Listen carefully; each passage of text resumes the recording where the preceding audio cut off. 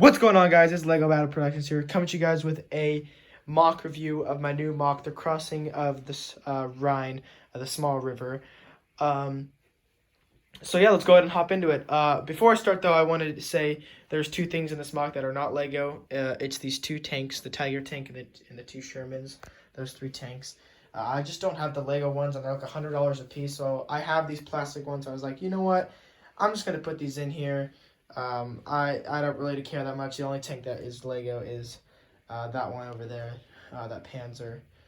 So I just have it kind of broken down because I wanted a tank that was broken. So just used the one that was Lego.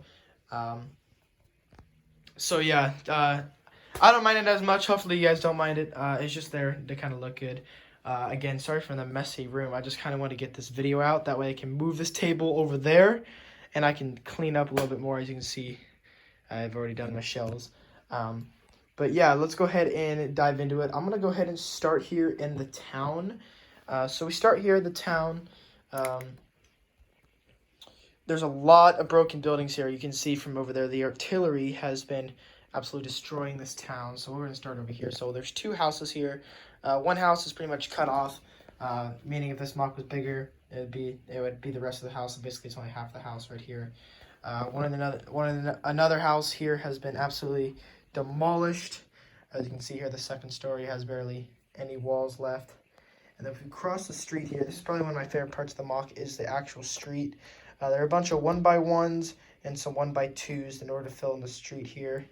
And then you can see there's an artillery shell hit here, hit a Jeep. So a couple of officers down and some townspeople down after a lot of them were ditching, as you can see here. We got one building here that's pretty much the best building, or the only building that's standing fully. As you can see, it has a little bit of a crater in there. And the second building also has a big crater and has a 30 caliber machine gun kind of in the window. Kind of like in that Call of Duty look when you could go into play and just pick up a 30 caliber in a window.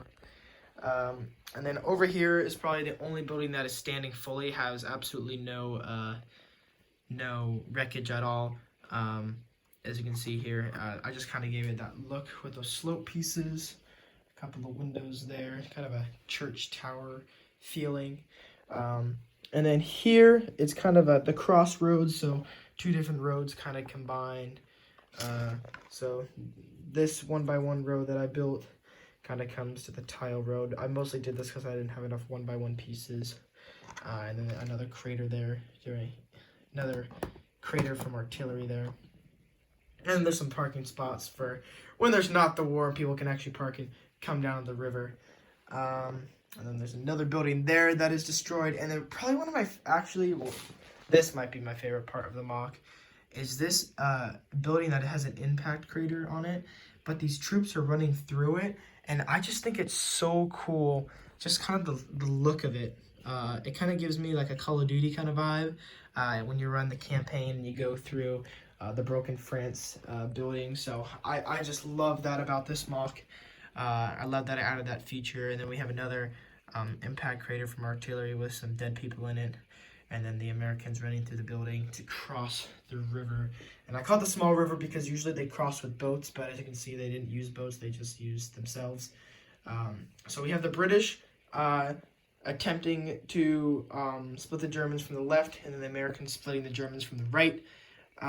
This is probably not accurate. I do not know if there's bunkers. I know in the Call of Duty game, there from World War II, the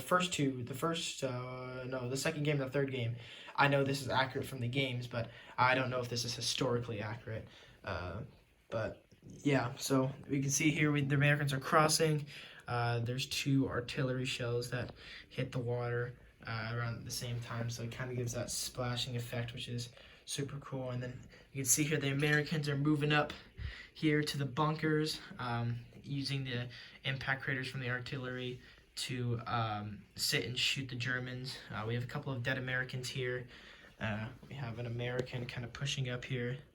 And a lot of vegetation and grass here. This is probably the first time I've used this much vegetation. The only non-really American looking guy is this guy. I wanted to have someone that was a flamethrower guy. I didn't have the body for it, so I don't know where the body's from, but I just kind of used it. But everything else is pretty much looks like it'd be part of World War II. As you can see here, I used kind of a Star Wars body here. So I got kind of creative with some of them, but most of them are little kits that I got. But yeah, so as we move up here, the Germans are in an impact crater, a couple of them, trying to defend off as many as they can. But as you can see, some of them are retreating to the trenches. I'll go ahead and show you guys that in a second, but I'm going to go ahead and do kind of an overview.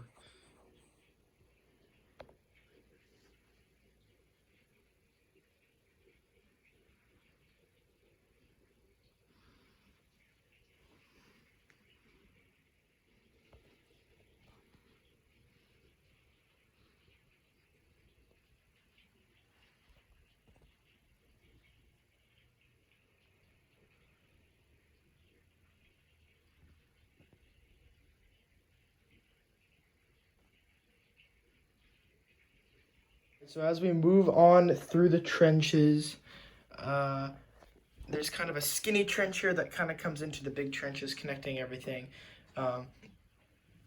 So as you can see, the Germans are retreating into the trenches. This German's coming out with more ammo. I kind of have the sandbag look here, so the Americans, if they were to penetrate the trench, they'd have to come this way, and then they would meet this little teeny tiny bunker with a machine gunner in it, so he could just sit there and pick them off as they come up, and then someone from here or from here in the bunkers could pick them pick them off as well. So yeah, I'm gonna go ahead and have left. We'll go left to, or to go right to left, because it's kind of the order they go. So we come here right through the trench. There's a little bridge right here connecting the artillery and kind of like over here into kind of a bunch of boxes that they've already used, whether it be ammo, food rations, anything. And there's a World War I machine gun here that they could use.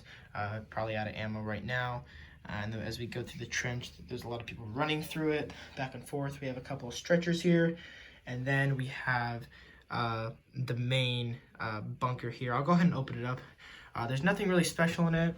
So actually, I could just probably show you through the little window because I don't have a way to open it. There's just a couple of machine gunners there and another soldier kind of pointing out where to go. So a couple of MGs, MG42s there. And then a little bit of vegetation. We come over here to an anti-aircraft gun. They could use this for artillery to pick off some planes coming in, but I don't have any planes, so this is custom made. Again, probably not historical accurate. I just tried to make it as best as I could with the pieces that I had, but I think it came out pretty well, pretty good. And then I have some of these artillery shells here. As we move down into kind of the artillery thing, these are all custom made. As you can see here, I kind of used some of the legs from the Fire First Battle Pack here. You can see it kind of has the stickers in that. I didn't really want to take them off because I want to use them again. But this artillery cannon was just shot, so probably was the one that hit the water to the left.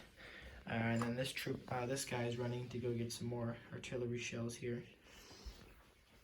So yeah, these two are kind of stationary ones, and these two are portable, so you could use these to move around, put them wherever you want, so you can easily get tanks.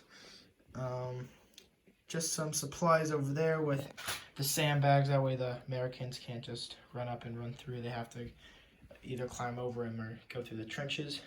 And then here is the bigger bunker. This bunker holds a gun. This is a gun that I kind of modified from the Death Star. So I kind of modified it. It kind of gives a World War II look.